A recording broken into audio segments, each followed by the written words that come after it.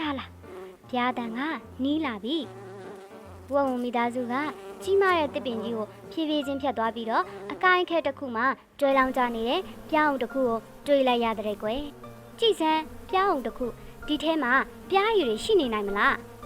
ဖေဖေဝုံဝုံကပြားတွေကိုကျင်နာစွာမေးလိုက်တဲ့ကွယ်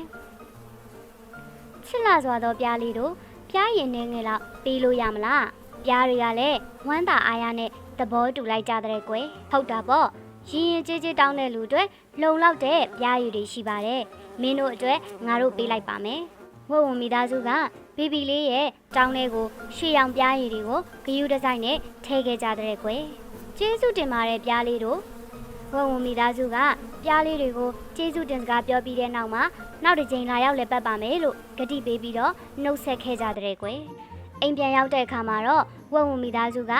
ယျာဉ်ထဲကိုပျော်ပွဲစားထွက်ခဲ့ကြတဲ့ကွယ်သူတို့ကအသားညက်ပေါင်မုံတွေပေါ်မှာပြားရည်တွေတုပ်လိမ့်ပြီးပျော်ရွှင်စွာစားတော့ရင်ပျော်စရာကောင်းတဲ့စွန့်စားခန်းအကြောင်းတွေကိုပြန်ပြောခဲ့ကြတဲ့ကွယ်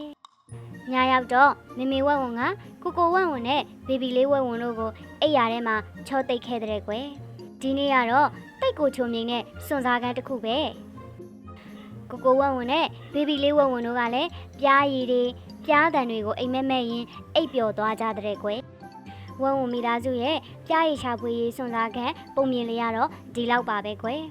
ကျင်နာပြီးရင်ကျေးချင်းကချုံမြိန်တဲ့အရာတွေကိုဖြစ်ပေါ်စေတယ်ဆိုတာကိုမှတ်ထားကြနော်ကောင်းသောညလေးပါကလေးတို့နောက်နေ့မှပြန်တွေ့ကြမယ်နော်အားလုံးပဲတတပါ